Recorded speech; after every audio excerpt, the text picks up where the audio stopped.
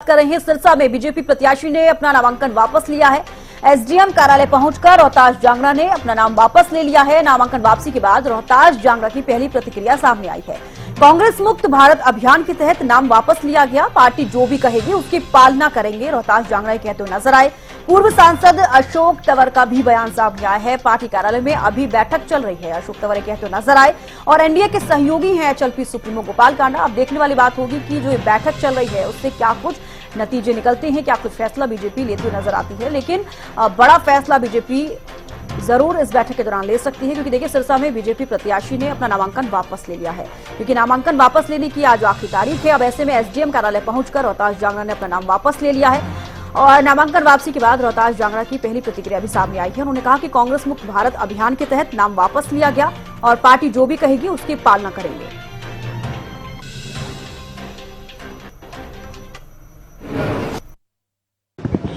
ऐसे संगठन के जो आदेश होते हैं, मैं तो भारतीय जनता पार्टी का सिपाही हूँ 1980 से। जो संगठन का आदेश है और हमें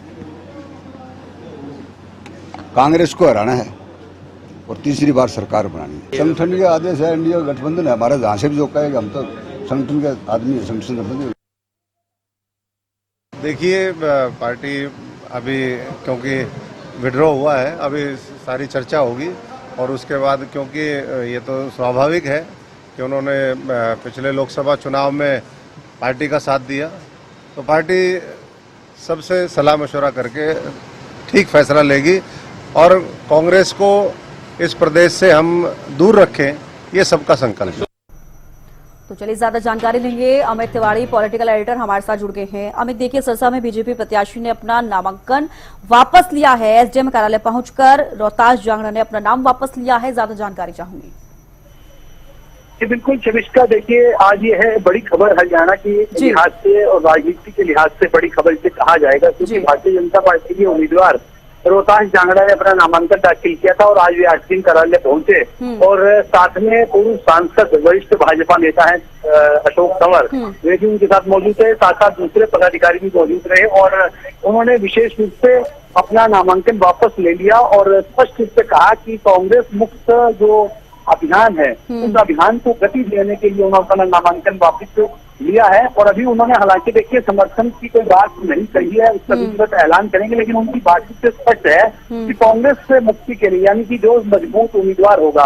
और देखिए सिरसा की जहां तक बात है, वहाँ गोपाल कांडा हरियाणा लोकहित पार्टी के अध्यक्ष हैं, वे चुनाव मैदान में उतरे हुए हैं और वे एनडीए के सहयोगी है, यानी कि एनडीए के घटक दल में शामिल रहे हैं और लगातार भारतीय जनता पार्टी की उन्होंने हर जो कदम उन्होंने अपना समर्थन के लिहाज से बढ़ाया और एक बड़ी मदद जो है हर मौके पर उन्होंने करने का काम किया। तो निश्चित रूप इसका अगला कदम ऐसा समझा जा सकता है सिरसा की दृष्टि से कि वे गोपाल कांडा हरियाणा लोकहित पार्टी के उम्मीदवार हैं, उनको अपना समर्थन का ऐलान करेंगे।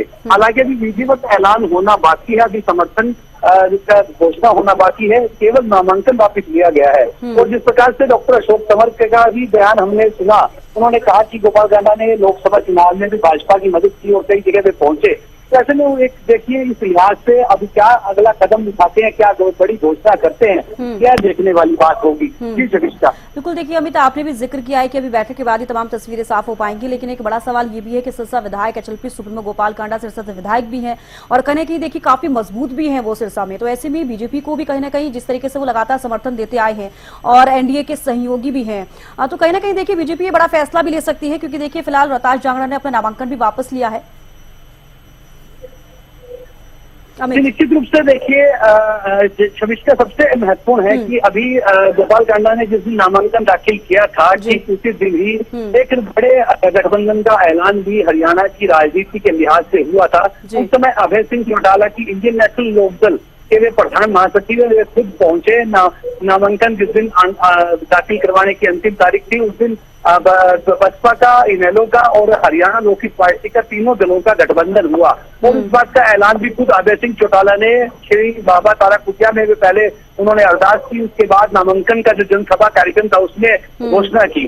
तो ऐसे में एक देखिए, अगर यह समर्थन मिलता है तो निश्चित रूप से इस सीट के सारे समीकरण जो है वो गोपाल कांडा के पक्ष में जाते हुए दिखाई देते हैं, क्योंकि वे पहले से ही मजबूत उम्मीदवार है और एक पिछले 5 साल का कार्यकाल उनका देखिए, उसमें उन्होंने करोड़ों रुपए की परियोजनाएं सिरसा में उतारने का काम किया। इस बात को लगातार वे कहते रहते हैं और बाकायदा उन्होंने अपनी हर जनसभा में इस बात का ऐलान भी किया है, चाहे वो मेडिकल कॉलेज लाने की बात हो या स्टॉर्म वाटर जैसे प्रोजेक्ट लाने की बात हो और कई करोड़ों की योजनाएं लाने की बात हो। तो ऐसे में देखिए, आज के दिन के लिहाज से अगर भारतीय जनता पार्टी ने इस प्रकार अपना अगर समर्थन देती है तो निश्चित रूप से उनकी स्थिति और ज्यादा इस इलाके में मजबूत हो जाएगी। और एक जो सोच है जो भारतीय जनता पार्टी की, और वो लगातार इस बात को कहते हैं कि उनके पिता भी आरएसएस से जुड़े हुए थे और उन्होंने भी जनसंघ की टिकट पर चुनाव लड़ा था 1952 में। पहला चुनाव उन्होंने वहां लड़ने का काम किया और वे लगातार भारतीय जनता पार्टी को बिना शर्त समर्थन देते रहे। हालांकि कई बार ऐसे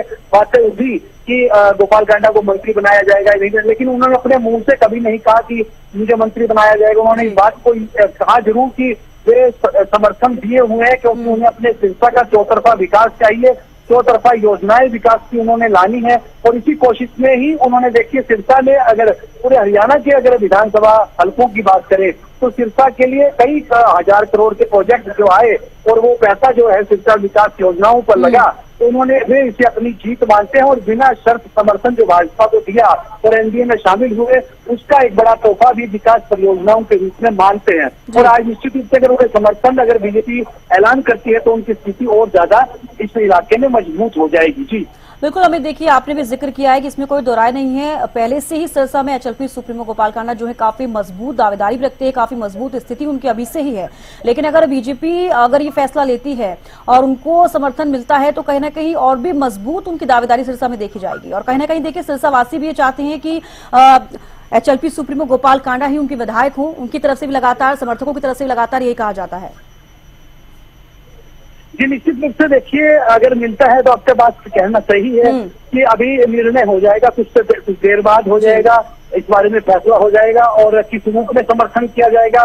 क्योंकि देखिए, सीधे रूप में भारतीय जनता पार्टी एक अनुशासित पार्टी है, काडर बेस्ड पार्टी है और काडर के हिसाब से चलते हैं, यानी कि जो केंद्र का शीर्ष नेतृत्व है वो फैसला लेता है और उसी के आधार पर कार्यकर्ता उससे अपनी सहमति व्यक्त करते हैं।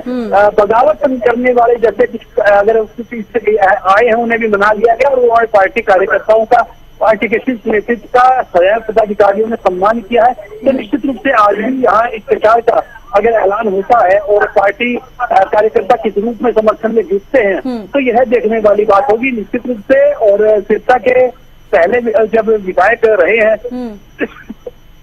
तो जिस प्रकार से भाजपा से जुड़े रहे, समर्थन दिया और हर कदम पर, चाहे वो राष्ट्रपति चुनाव आया, राज्यसभा का चुनाव आया या और भी कोई मौके आए, तो उन्होंने लगातार समर्थन दिया।